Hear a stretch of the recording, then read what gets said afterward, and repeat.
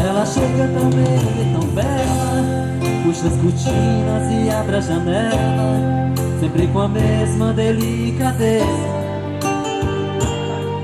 E depois na sua sala ao lado, atende o telefone e anota os recados e coloca sobre minha mesa.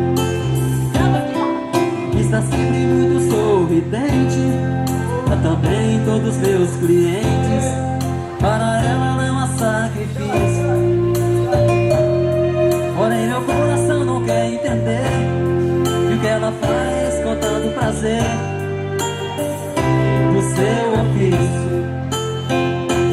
Secretária, que trabalha o dia inteiro comigo, estou correndo um grande perigo e parar no tribunal.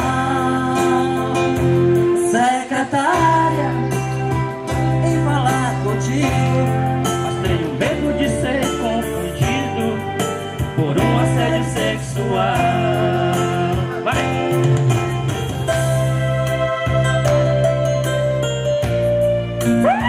Papoca! Vai, como é que é? Está sempre muito sorridente, trata bem todos os meus clientes. Para ela não é sacrifício, porém meu coração não quer entender o que ela faz com tanto prazer. É um dever